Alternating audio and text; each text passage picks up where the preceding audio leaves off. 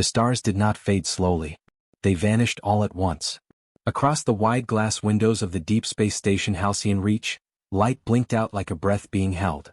Consoles dimmed. Soft hums died. The endless night outside suddenly felt closer, heavier. For the first time in its long orbit, the station was silent. Alarms should have screamed. They did not. Delegates from 12 alien civilizations froze where they stood. Tall ones with crystal skin, small ones wrapped in mist suits, beings made of light and metal, all turned toward the windows, then toward one another. Fear did not need translation. At the center ring, a human security officer whispered, "That's not possible." Halcyon Reach was powered by the Aurelian core, the living heart of a star dragon. It had never failed. Not once in 1,000 years. Far from the council chamber, in a narrow service corridor, a human child sat on the floor with his knees pulled to his chest. His name was Aaron Vale, and he was not supposed to be there. The lights above him flickered once, then went dark. Aaron did not scream. He had learned long ago that panic made things worse. He pressed his palm to the cold metal wall and listened. The station felt different now. Quieter. Like it was waiting. A soft glow appeared between his hands. Aaron looked down in confusion. A small sphere of warm light hovered just above his skin. It pulsed slowly like a calm heartbeat. The light did not burn. It did not shock. It felt gentle. "I'm sorry," Aaron whispered, though he did not know why. In the council chamber, chaos finally broke loose. "This is a human trick," snapped Envoy Threxel, his segmented body clicking with anger. "They have always sought control." "We did not do this," said Dr. Celine Maris, forcing her voice to stay calm. "If the core shuts down the entire sector." Her words were cut short as gravity shifted slightly, enough to make several delegates stumble. Gasps filled the chamber. "The dragon is gone," said a soft, echoing voice. All eyes turned to Kareth Soluin, the neutral observer species whose kind rarely spoke. "I can no longer sense it," Kareth continued. "The Aurelian presence has withdrawn." Panic spread faster than sound. Security feeds began to stream onto the main display. Corridor after corridor showed darkness. Then one camera flickered on. A child appeared on the screen. Aaron sat alone, light floating in front of him. The glow reflected in his wide eyes. Silence fell over the chamber. "That's a human young," someone said. "How did it access the inner ring?" another demanded. Dr. Maris stepped closer to the display. Her breath caught. "That light," she whispered. "That's not a device." The glow in the corridor brightened.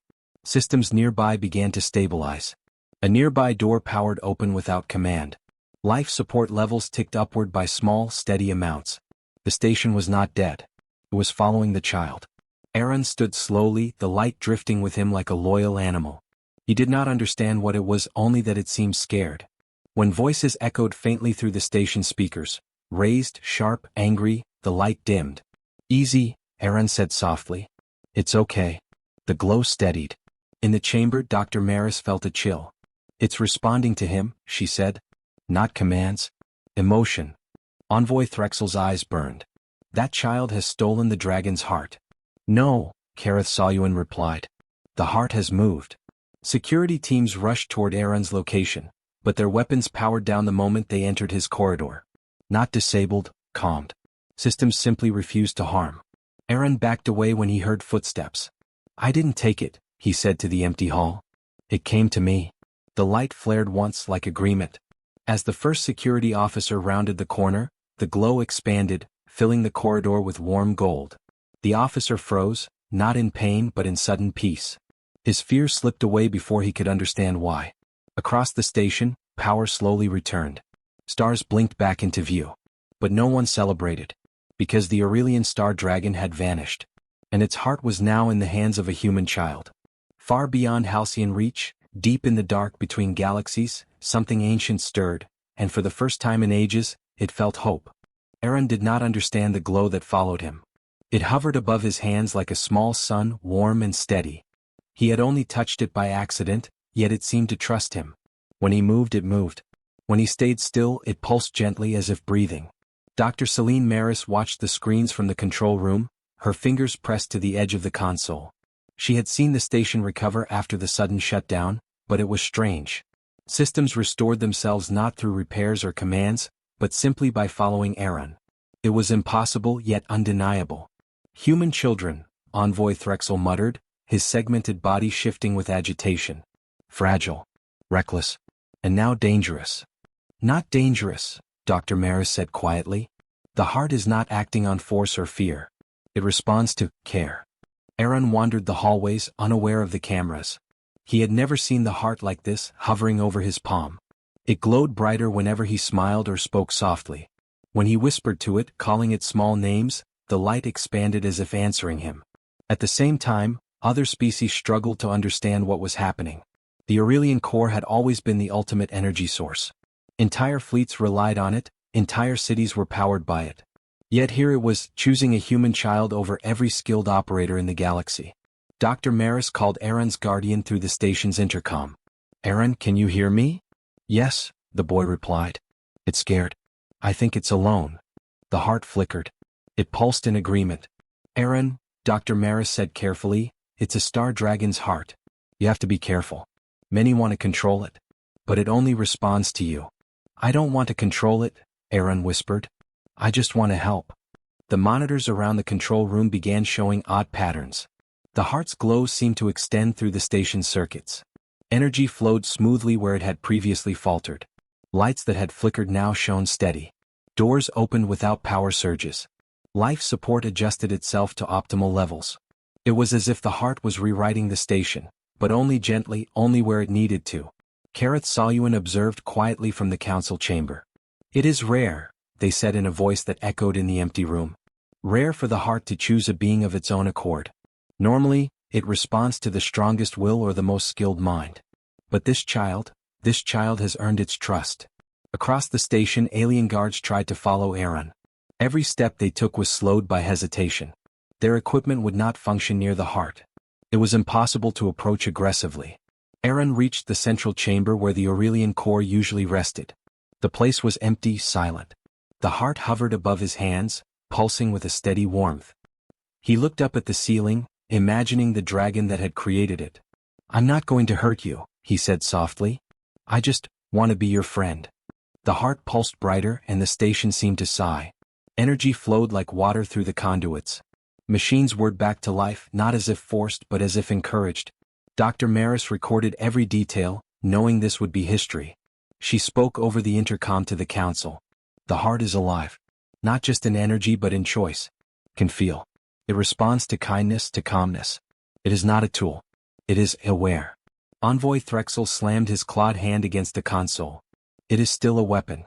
A resource. We cannot allow a human to hold it." "Then you do not understand," Kareth Saluan said. "It cannot be held. It only follows where it wishes.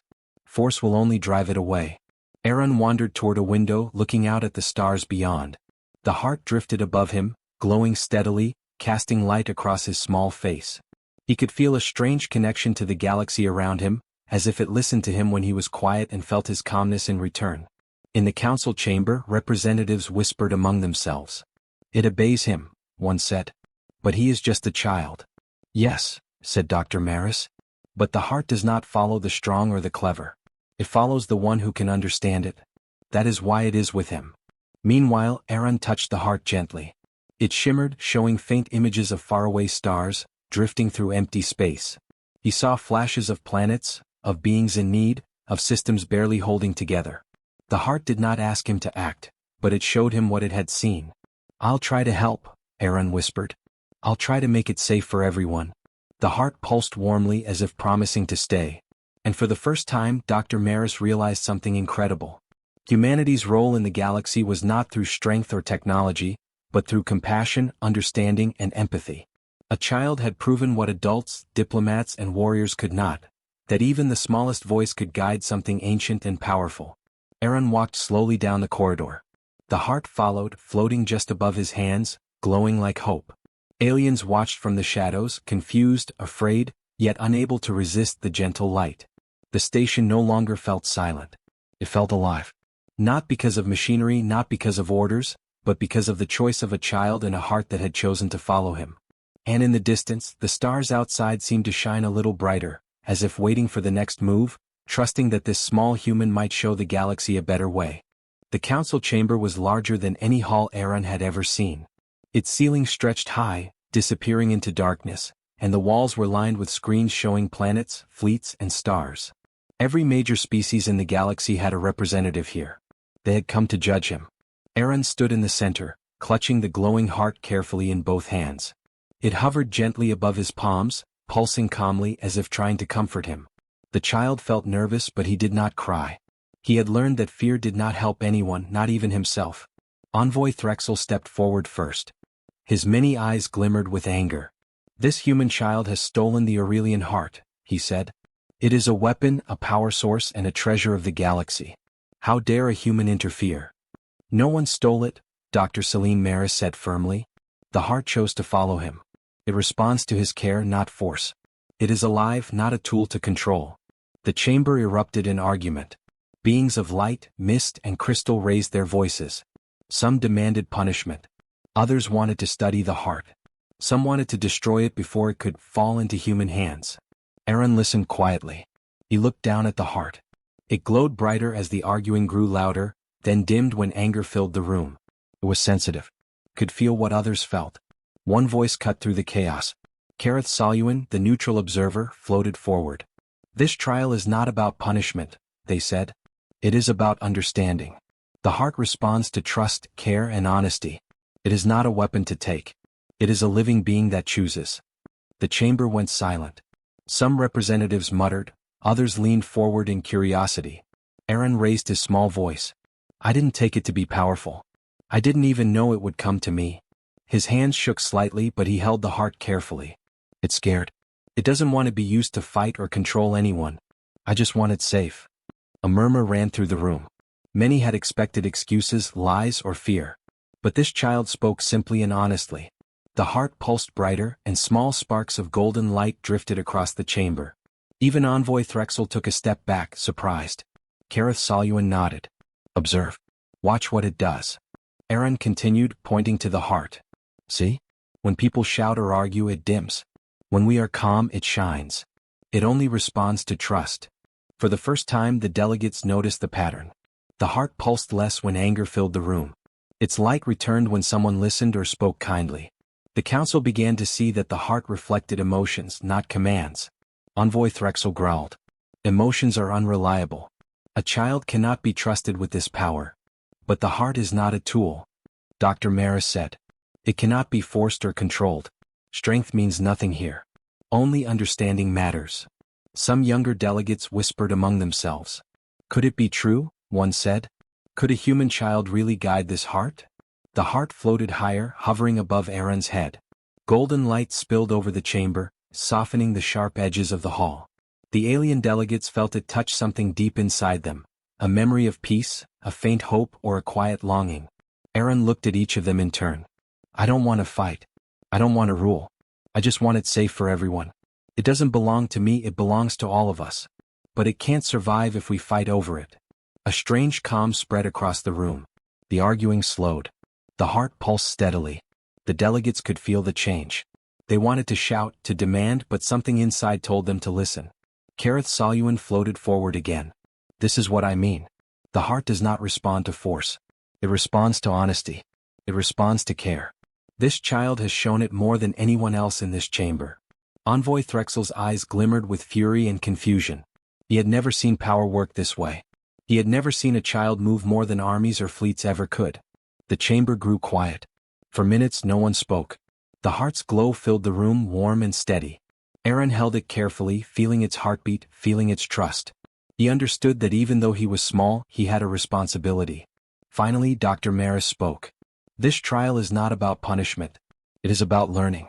The galaxy has been divided for too long.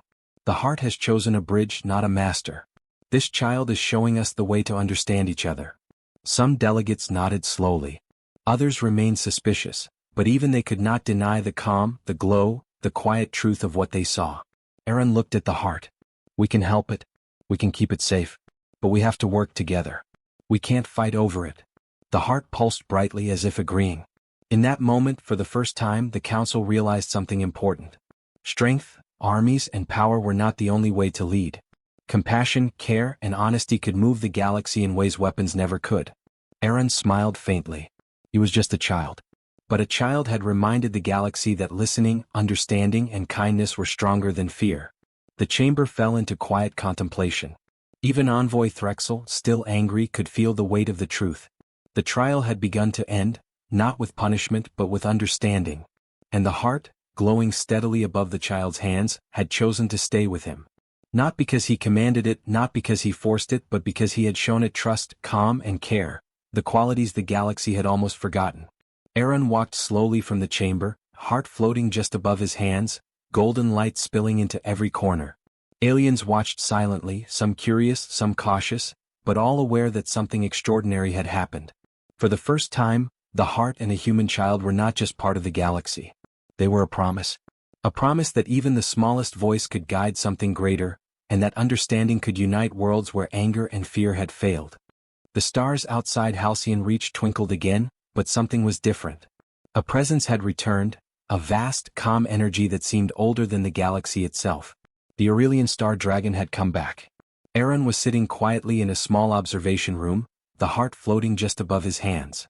It pulsed steadily, warm and gentle, as if sensing the dragon's approach. The child had not moved much in hours. He was tired, but he understood one thing clearly: the heart had chosen him to guide it, not control it. Suddenly the room brightened. A golden shimmer spread through the walls, like sunlight breaking through clouds.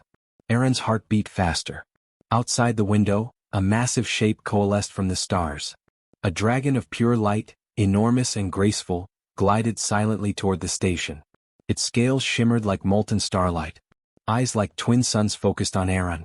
The chamber of the council erupted into gasps and whispers. No one had seen the dragon in centuries. Some fell to their knees. Others stared in awe. Even the most suspicious delegates felt a strange calm settle over them. Aaron stood slowly, holding the heart higher. The dragon hovered outside the window, then moved closer, wrapping its enormous form gently around the station as if it were protecting it. There was no fear, only recognition. The dragon knew the heart and it knew the child. Dr. Celine Maris stepped closer to Aaron. "It knows you," she said softly. "It trusts you." The heart brought it back.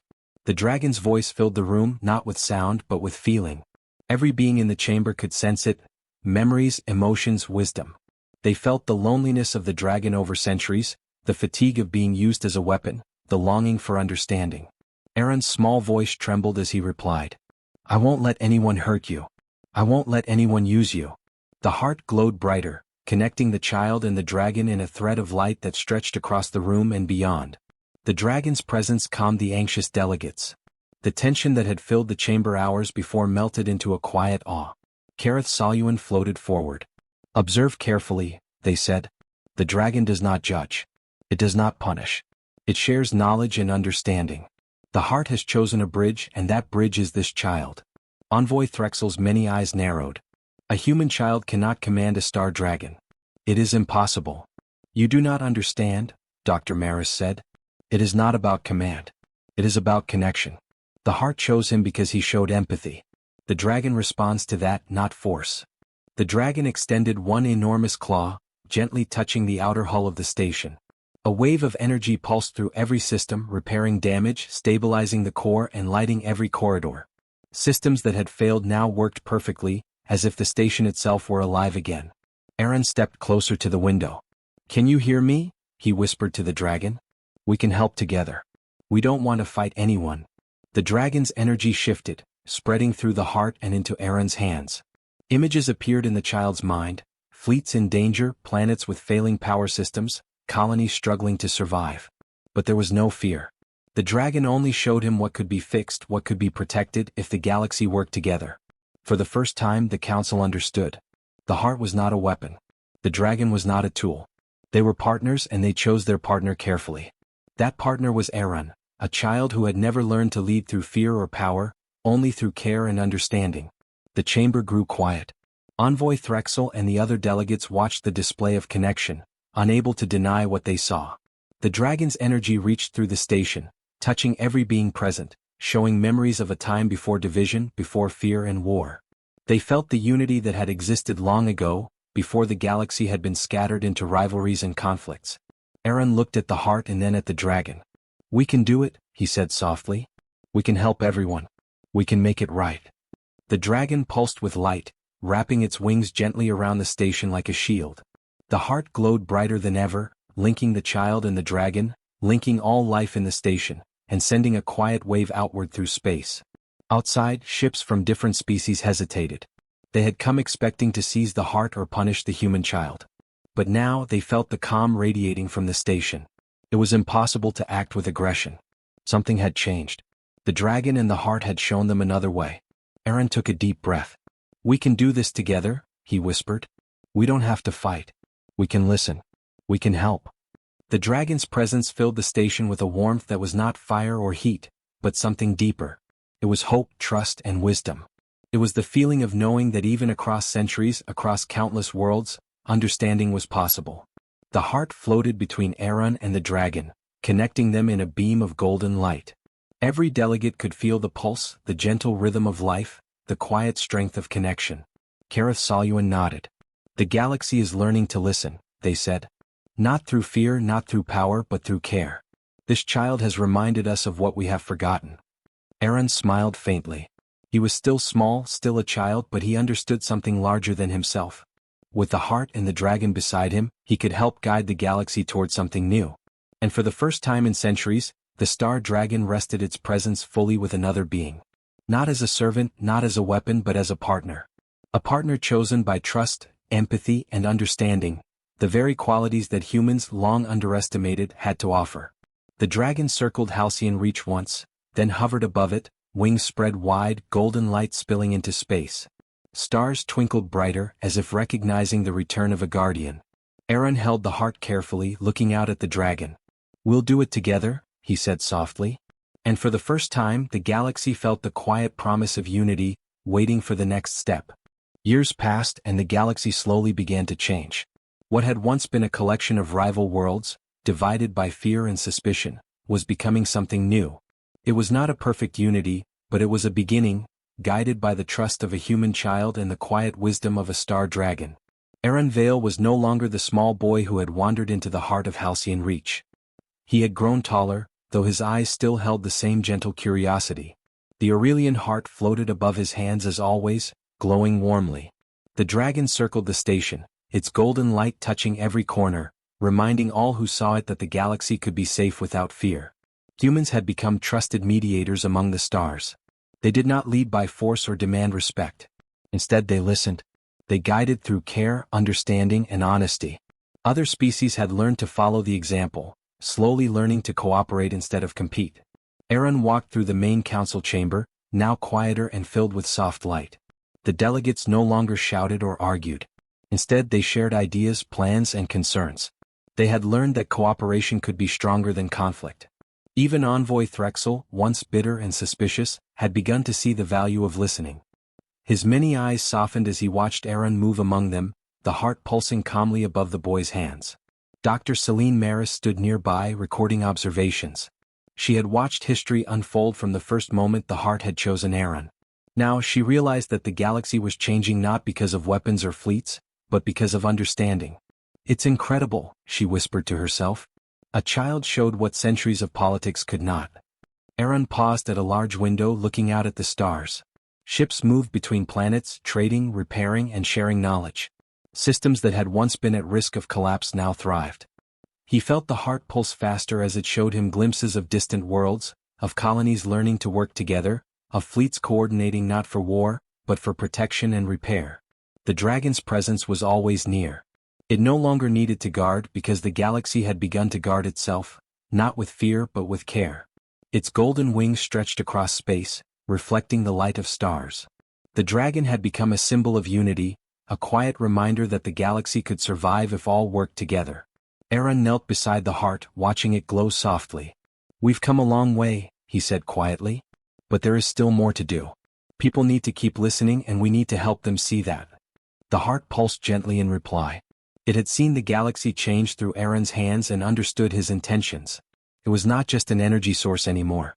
It was a bridge between worlds, a living example of trust, patience, and cooperation. Kareth Saluan appeared beside him, their voice calm and full of wisdom. "You have shown the galaxy something few believed possible. Not through force, not through cleverness, but through empathy. They are learning to follow your example." Aaron smiled faintly. It wasn't just me, he said. The heart helped. And the dragon helped. We all did it together. The council chamber was filled with delegates from every corner of the galaxy, now working together. Plans were made to share resources fairly. Energy systems were maintained with cooperation, not theft. Messages of help were sent freely between distant planets. The lessons Aaron had shown, honesty, care, and listening, were becoming a standard for communication across the stars. One evening, Aaron stood outside on a balcony, looking at a distant planet being repaired by fleets from 3 different species. The heart floated above his hands, glowing softly. The dragon circled high in the sky, wings spreading golden light across the land. A young envoy approached him quietly. It is amazing, they said. I never thought humans could do this. Aaron shook his head gently. It's not humans. It's not me. It's all of us if we choose to care. That's what matters. The galaxy listens when we speak with trust, not fear. The envoy nodded, watching the heart pulse steadily. Across the galaxy, beings were beginning to feel that same pulse: hope, understanding, and the quiet power of care. Wars were not ended by weapons but by listening. Divisions were healed not by force but by attention and honesty. Aaron turned back toward the dragon. It lowered its massive head so that their eyes could meet. There was no need for words. The dragon's presence was understanding, reassurance, and encouragement all at once. It had returned not to rule or protect, but to remind the galaxy of what was possible.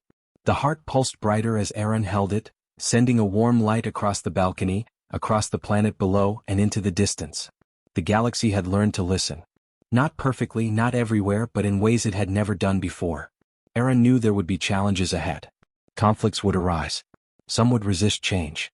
But he had seen the power of empathy, of trust, and of connection. He knew that even a small voice, even a child, could guide worlds toward peace. The dragon stretched its wings, sending golden light across the stars. Ships below moved in harmony. Planets glowed with energy not taken but shared. And Aaron Vale, still holding the heart, smiled softly. The galaxy was not perfect. But it had learned the most important lesson of all: that listening, understanding, and care could unite even the farthest stars. And in that quiet glow, with the dragon circling above and the heart pulsing steadily, the galaxy moved forward, together for the first time in countless generations.